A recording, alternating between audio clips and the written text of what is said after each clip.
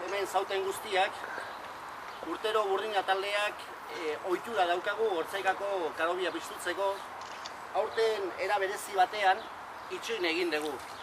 Normalki hau maiatza, apirila maiatza partean piztutzen dugu, baina aurten iritsi zitzaigun 25. urteurrena ospatzen nahi dalako Karrikako auzoa merezi zuela bat egitea beraiekin. Eta horregatik itxoin dugu orain uztaila arte. Horrek ez du esan nahi ez garela lanean aritu. Hainbat eta hainbat ekimena bukatu ditugu, anoingoak astekoa dauzkagu, baina bezagintzekoak nahiko aurreratua dauzkagu. Eta hemenik nahi ez dugu, eskerrak eman eta txalo bero bat nik uste eskaini behar diegula Karrikako jai batzordeari guregatik egin duten lanengat.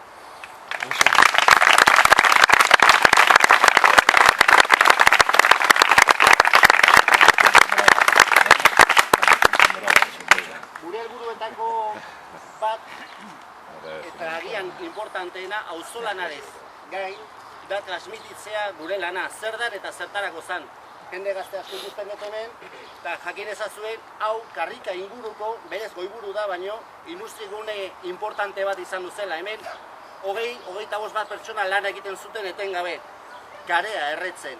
Hau industriala da, hau ez da, adibidez erramutako karobia modukoa urtean behin, edo 2 urtetik behin, piztutzen zara, hau etengabe martxan zegoen.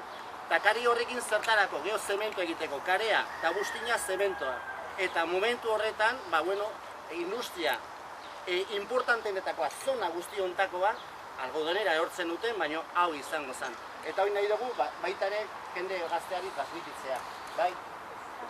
Gaur berriz hartu zaitugu, gure besoen artean, zure goxotasun ura, berriz sentitu nahiean, beti zenuen indarra, sentituaz barrenean, karobia urtero lez, berriro piztu denean, urten joan ez plaka, zegon berritu beharrean, ta guk ere berritu nahi zaitugu oroimenean, alare beti presentzu, burdinaren bihotzean, alare presente